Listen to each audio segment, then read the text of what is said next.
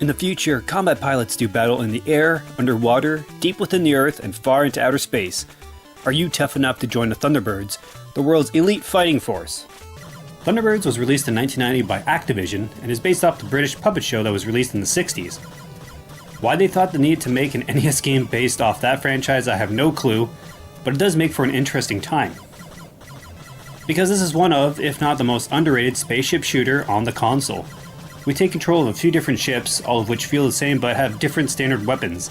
Some have a wider spread of fire and others are more straight-line shooters. We don't get to choose which T-bird to use per se, as each mission has a certain one automatically selected for you. Your A button fires your main weapon, and the B button changes the angle of your options should you find one. Shooting down red enemies will reveal Capsule Powerups that can replenish your health, give you a shot upgrade, or an option. And that's right, this is one of those shoot-em-ups that actually gives you a health bar. It's not as common as you think and makes the cart a lot easier being able to take a few hits. As you progress through the game, you'll acquire different angle upgrades for your options as you finish levels. They can be put on the front, to the side, behind you, can even rotate around your T-bird, which is pretty cool and very handy towards the later levels. Thunderbirds takes a page out of the Mega Man playbook where you can select a number of stages to start from and pick where you want to go, which is always nice. Finishing levels will unlock the next set too, and so on and so forth. One of the unique things about this game is the fact you have no lives or continues. When you blow up, it'll take a few days to repair your ship, and you only have a certain number of days to reach the last stage before the world is annihilated by evil baddies.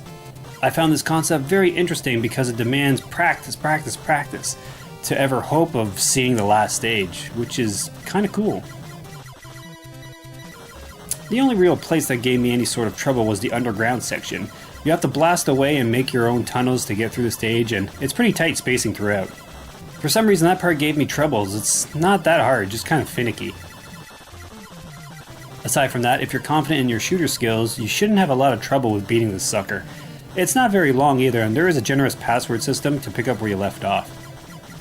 It looks good, it sounds good, it's not an absolute killer of a game like Starship Hector or Star Force. I'm giving Thunderbirds on the NES a maxi silver medal. Well done.